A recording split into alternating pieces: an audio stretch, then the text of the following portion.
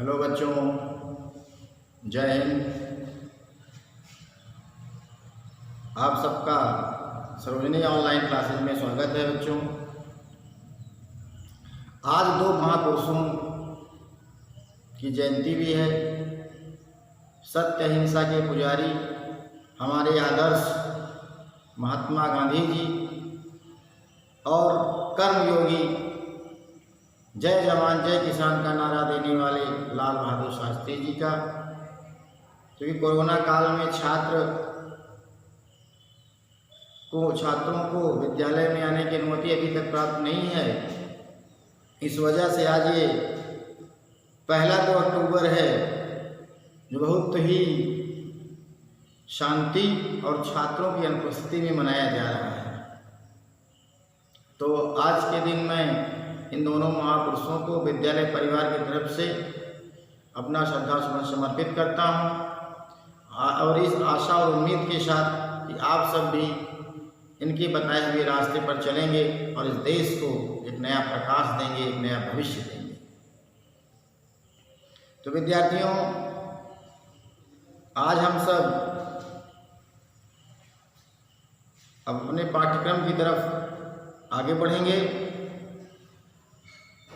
ध्यान दीजिए 8वें पद्य पर। पवन दूतिका का 8वां पद्य। तेरे में है ना यह गुण जो तू व्यथाएं सुनाए, व्यापारों को प्रखर मति और युक्तियों से चलाना, बैठे जो हों निज सदन में मेघ सी कांति वाले, तो चित्रों को इस भवन के ध्यान से देख जाना, जो चित्रों में विरह विधुरा का मिले चित्र कोई, तो जाके निकट उसको भाव से यूं हिलाना, प्यारे होके चकित जिससे चित्र की ओर देखें, आशा है यूं श्रुत उनको हो सकेगी हमारी। प्रस्तुत पद्य हमारी पाठ्यपुस्तक काव्यांजलि में संकलित पवन दूतिका नामक शीर्षक से लिया गया है। इसके रचयिता अयोध्या सिंह उपाध्याय हरिऔध जी हैं। प्रस्तुत पद्य में राधा जी पवन से कहती हैं कि हे पवन, यद्यप तुम्हारे पास बोलने की क्षमता नहीं है, फिर भी तुम अपनी प्रखर बुद्धि और क्रियाकलापों के द्वारा मेरे संदेश को मेरे प्रीतम श्री कृष्ण के पास पहुंचा देना। पहली पंक्ति पर ध्यान दें। तेरे में है नया गुण जो तू व्यथाएं सुनाए। राधा जी पवन से कहती हैं कि तुम कृष्ण के सम्मुख मेरे दुखों को सुनाने में असमर्थ हो, फिर भी उनके पास पहुंच करके तुम अपनी प्रखर में तेज प्रखर बुद्धि और उपायों के द्वारा, अपने क्रियाकलापों के द्वारा मेरे संदेश को सुनाने का प्रयास करना। आगे समझाते हुए कहती हैं राधा जी, बैठे जो हो निज सदन में मेघ सी कांति वाले। राधा जी कहती हैं कि अगर श्याम वर्ण वाले, मेघ जैसे शरीर वाले, मेघ मीन्स बादल, श्याम वर्ण वाले श्री कृष्ण जी अगर अपने महल में बैठे हुए हों, तो चित्रों को इस भवन के ध्यान से देख जाना। तो उस महल में लगे हुए चित्रों को तुम बहुत ध्यान से देखना। जो चित्रों में विरह विधुरा का मिले चित्र कोई। विरह विधुरा का तात्पर्य होता है वियोग में दुखी, वियोग से दुखी। तो चित्रों में इस भवन के ध्यान से देख जाना, जो चित्रों में विरह विधुरा का मिले चित्र कोई। अगर उन चित्र समूहों में, उन चित्रों में तुमको वियोग में दुखी किसी स्त्री का चित्र दिखाई पड़े, तो जाके निकट उसको भाव से यूं हिलाना। तो उसके निकट जाकर के उसको इस भाव के साथ हिलाना, इस तरीके से हिलाना कि प्यारे होके चकित जिससे चित्र की ओर देखें, कि मेरे प्रीतम श्री कृष्ण जी आश्चर्यचकित होकर के उस चित्र की तरफ देखने लगें। हो सकता है, क्या सोच रही राधा जी, आशा है यूं सूरत उनको हो सकेगी हमारी, हो सकता है उस चित्र को देख करके, उस विरह में डूबी हुई स्त्री की चित्र को देख करके उनको मेरी याद आ जाए। काव्य सौंदर्य देखें, यहाँ पर वियोग श्रृंगार का प्रयोग है, भाषा खड़ी बोली है और उपमा अनुप्रास अलंकार का यहाँ पर प्रयोग किया गया है। अगले पद्य की तरफ बढ़ते हैं हम लोग। जो कोई भी इस सदन में चित्र उद्यान का हो,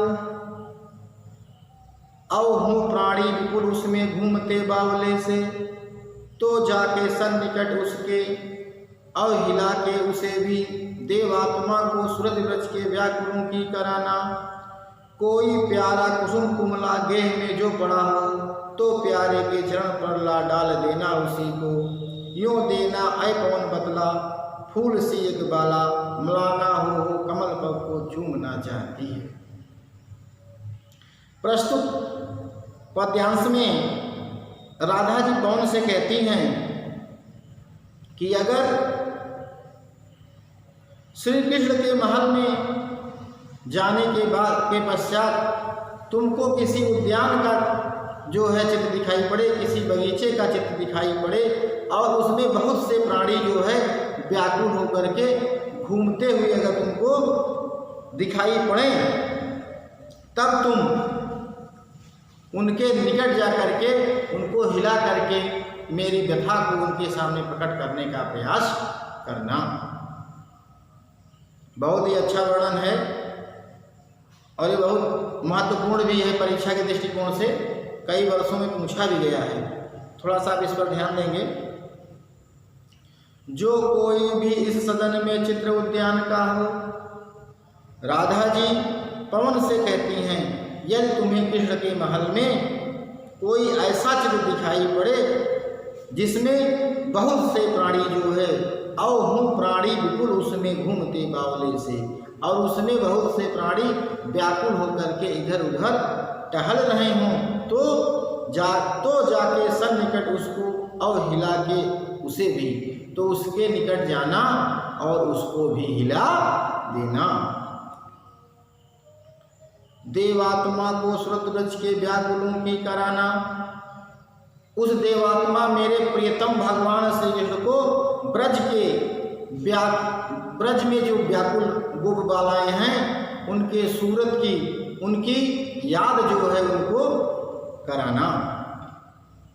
कोई प्यारा कुसुम कुमला गेह में जो पड़ा हो, तो प्यारे के चरण पर ला डाल देना उसी को। राधा जी कहती हैं अगर महल में कोई कुम्हलाया हुआ पुष्प तुमको पड़ा हुआ दिखाई पड़े तो उसको उठा लेना और ले जाकर के श्री कृष्ण के कमलवत चरणों में डाल देना।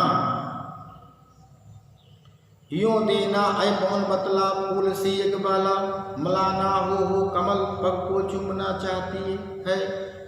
इस प्रकार से राधा जी कहती हैं कि हे पवन, इस प्रकार से तुम श्री कृष्ण को बता देना कि एक गोपबाला जो बहुत ही दुखी होकर के, व्याकुल होकर के तुम्हारे चरणवत कमलों को चूमना चाहती है। वियोग श्रृंगार का यहाँ प्रयोग है, खड़ी बोली और उपमा और अनुप्रास अलंकार का यहाँ पर प्रयोग किया गया है। अगले पद की तरफ आगे बढ़ते हैं। परीक्षा में आप सबसे पहले संदर्भ लिखेंगे, उसके बाद प्रसंग, उसके बाद व्याख्या, उसके बाद काव्यगत सौंदर्य। इतना जब आप लिखते हैं तो आपको 7 अंक की प्राप्ति होगी। चलिए विद्यार्थियों, अगले पद की तरफ किसी को कुछ पूछना हो तो आप कमेंट बॉक्स में ज़रूर लिखें। अगर वीडियो अच्छा लगे तो इसको लाइक और शेयर भी जरूर करें। आइए अगले पद की तरफ हम सब बढ़ते हैं। जो प्यारे मन उपवन या वाटिका में खड़े हों, छिद्रों में जागृत करना वेणुसा कीचकों को। राधा जी पवन से कहती हैं, जो प्यारे मंज उपवन या वाटिका में खड़े हों। अगर कृष्ण जी किसी उपवन में, किसी वाटिका में जो है खड़े हुए हों, तो छिद्रों में जा कुणित करना, वेणुस्वा कीचकों। कीचक, कीचक मीन्स बांस होता है, वेणु मीन्स बांसुरी, कुणित मीन्स होता है बजाना।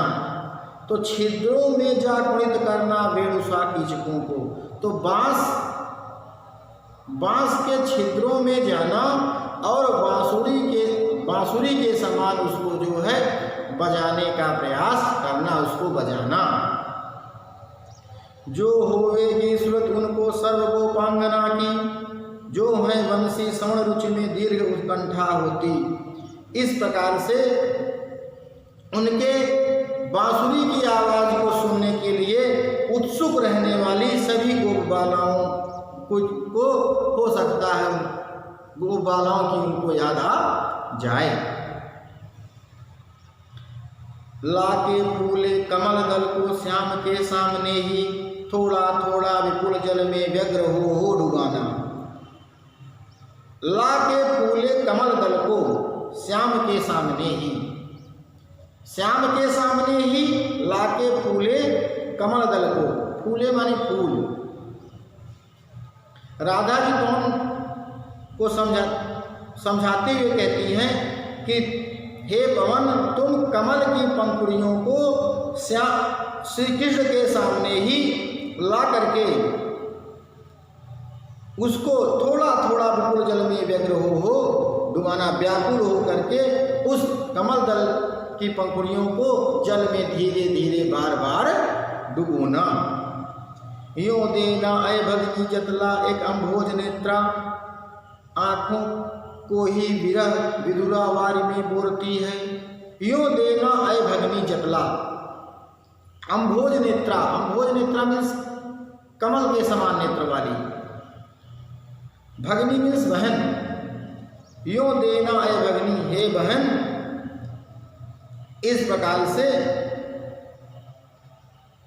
श्री कृष्ण को यह बता देना कि एक कमल के समान नेत्र वाली कोई विरह विधुरा जो है, विरह में व्याकुल स्त्री अपने आँखों को जो है आँखों को आंसुओं में डुबो रही है, अर्थात उसकी आँखों से लगातार आंसुओं की बारिश हो रही है। हो सकता है इस प्रकार से जो तुम्हारे समझाने पर, क्रियाकलाप करने पर उनको मेरी याद आ जाए, इस ब्रज की याद आ जाए। काव्य सौंदर्य पर आप ध्यान दें। भाषा, पवन दूतिका में कोई भी पद्य आए, भाषा उसकी जो है वह हमेशा खड़ी बोली रहेगी, शैली प्रबंध रहेगी, गुण प्रसाद रहेगा और रस वियोग श्रृंगार। इतनी चीज़ें कन्फर्म आप रखें। और अलंकार का भी इसमें अधिकतम उपमा और अनुप्रास का प्रयोग किया गया है। चलिए अगले पद की तरफ चलते हैं विद्यार्थियों। किसी को अगर कोई प्रॉब्लम हो तो आप जरूर बताएंगे कमेंट बॉक्स में। पढ़ने में आनंद आ रहा है कि नहीं आप सबको? ऑनलाइन आप लोग कमेंट्स में लिखते, थोड़ा सा हमको लगता है संकोच करते हैं, तो संकोच ना करें। जो भी आपके दिमाग में आए, हो सकता है गलत आए तो गलत ही लिखें, लेकिन यह गलती परीक्षा में ना करें। यहाँ अगर गलती करते हैं तो सुधारें, परीक्षा में ये गलती ना करें। आपके भविष्य को आगे बढ़ाना हम लोग की जिम्मेदारी है, इसका निर्वहन हम लोग कर रहे हैं। और आज एक समाचार और भी प्राप्त हुआ है, 15 अक्टूबर से विद्यालय खुलने का आदेश भी राज्य सरकार के द्वारा दिया गया है, लेकिन इसकी शक्ति जो है जिलाधिकारी महोदय को दी गई है। जैसी स्थितियाँ होंगी उसी प्रकार का आदेश वो जारी करेंगे। आइए अगले पद की तरफ हम बढ़ते हैं बच्चों।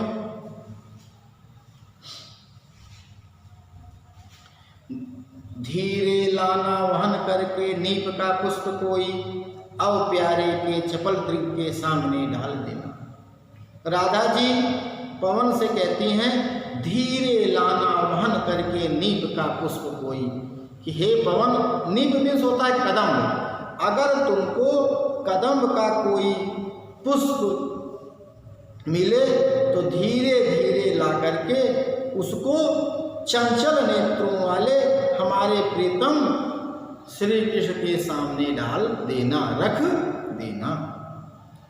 ऐसे देना प्रकट दिखला नित्य आशंकिता हो, कैसे होती विरह बस में नित्य रोमांचिता हूँ। ऐसे देना प्रकट दिखला नित्य आशंकिता हो, और इस प्रकार से यह उनको बतला देना, इसे यह प्रकट कर देना, दिखला देना कि नित्य प्रतिदिन आशंकित भयभीत होकर के, भयभीत होते हुए भी वह विरह में भयभीत होकर के भी नित्य प्रतिदिन जो है रोमांचित होती हूँ। रोमांचित क्यों होती हूँ?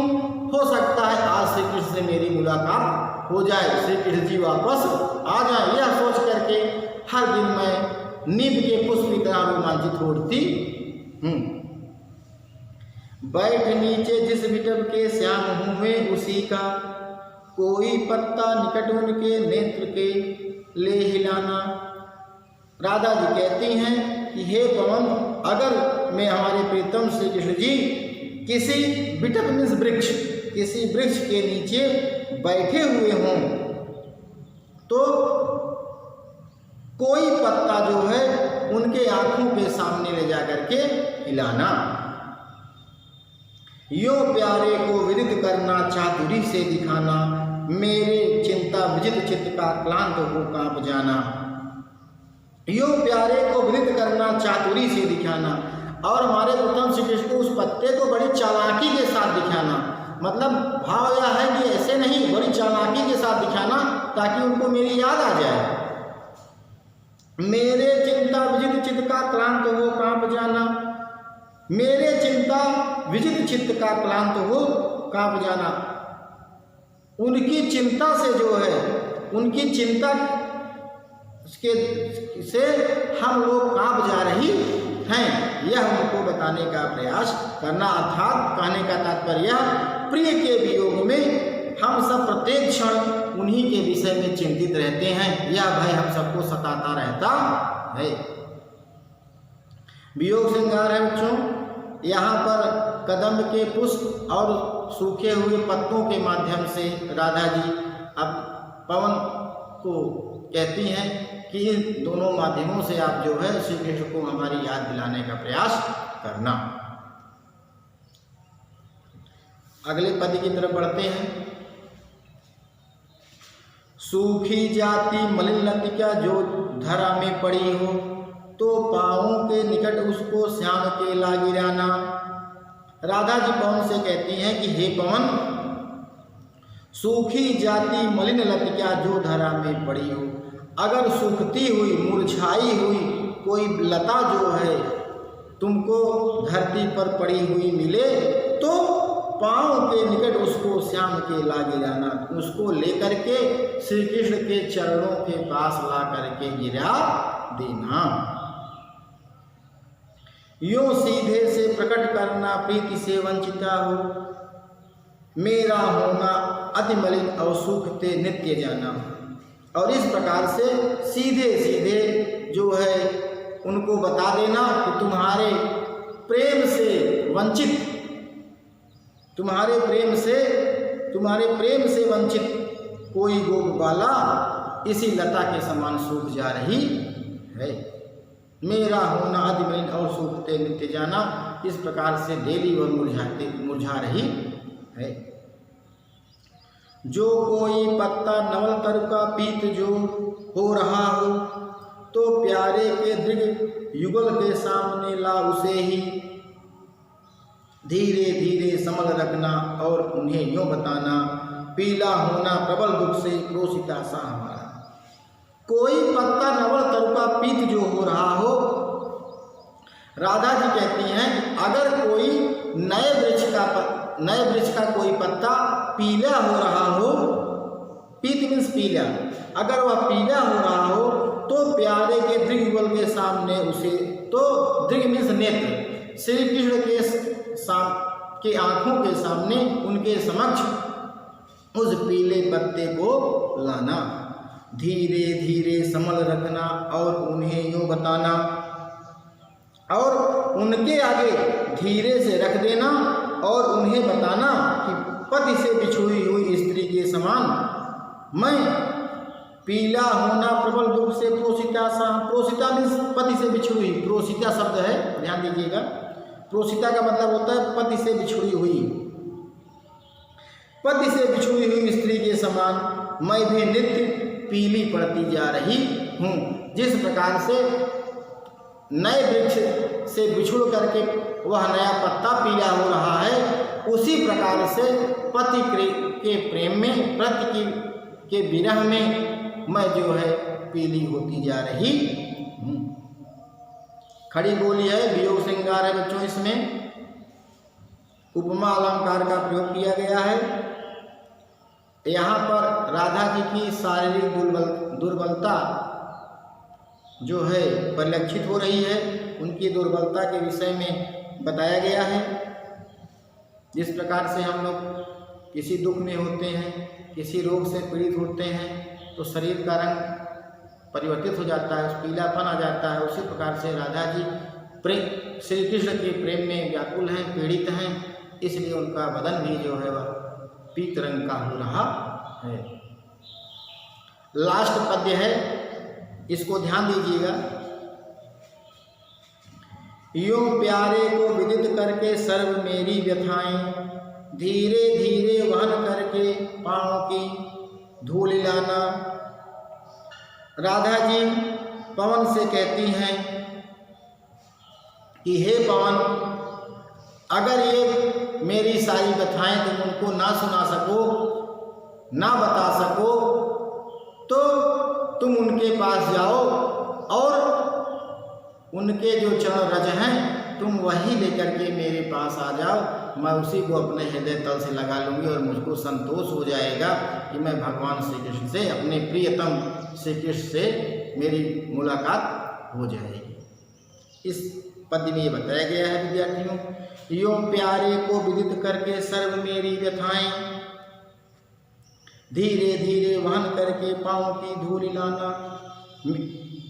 राधा जी पवन से कहती हैं कि हे पवन, मेरे सारी व्यथाओं को तुम जो है उनको अगर ना बता सको तो धीरे धीरे से उनके पास जाना और उनके चरणों की धूल को लेकर के वापस मेरे पास आना। थोड़ी सी भी चरण रज जो ला न देगी हमें तो, हाँ कैसे तो व्यथित चित्त को बोध मैं दे सकूंगी। राधा जी कहती हैं, यदि हे पवन तुम उनके चरणों की थोड़ी सी धूल भी अगर तुम मेरे लिए नहीं ला सकती हो तो मैं व्यथित हूँ, मेरा मन जो है बहुत दुखी है। मैं इस मन को कैसे जो है आश्वासन दूँ, कैसे ढाढ़स बंधाऊँ। पूरी हुए न यदि तुमसे अन्य बातें हमारी, तो तू मेरी विनय इतनी मान ले और चली जा। पूरी हुए ना यदि तुमसे अन्य बातें हमारी, हे पवन अगर तुम मेरी अन्य बातों को, मेरे विरह को उनको नहीं बता सकती हो तो मैं तुमसे, मेरी इतनी प्रार्थना, इतना विनय है कि विनय इतनी मान लो और चली जाओ, मेरी विनती मान लो और उनके पास चली जाओ और छू के प्यारे कमल पग को प्यार के साथ आ जा। उनके कमल के समान चरणों को बहुत प्यार के साथ, स्नेह के साथ छू करके वापस आ जा। जी जाऊंगी हृदय तल से मैं तुझी को लगा के, मैं तुझको ही अपने हृदय से लगा करके, हृदय तल से लगा करके मैं संतोष कर लूँगी। अर्थात मैं अपने स्वयं मैं जीवित रखूंगी अपने आप को। काव्य सौंदर्य देखें, यहाँ पर वियोग श्रृंगार का प्रयोग किया गया है, भाषा खड़ी बोली है, गुण प्रसाद है और यहाँ पर अनुप्रास एवं मानवीकरण अलंकार का प्रयोग किया गया है। तो ये पवन दूतिया शीर्षक विद्यार्थियों आपका समाप्त हो गया है। इसमें दो चीज़ों पर आप प्रयास करेंगे, ज़्यादा फोकस करेंगे, वह है ससंदर्भ व्याख्या और दूसरा सूक्ति। आपकी पाठ्य पुस्तक में सूक्तियाँ दी गई हैं, आप उनको अपने जो आपकी फेयर कॉपी है उसमें लिखें। और अगर किसी प्रकार की कोई समस्या आपको महसूस होती है तो कमेंट बॉक्स में या हमको व्हाट्सएप करके भेज दें। अगले दिन मैं ऑनलाइन क्लास के माध्यम से अथवा व्हाट्सएप के माध्यम से आपको उसकी रिप्लाई दे दूंगा, उसका उत्तर आपको प्राप्त हो जाएगा। धन्यवाद। आप सब इसको सब्सक्राइब जरूर करें।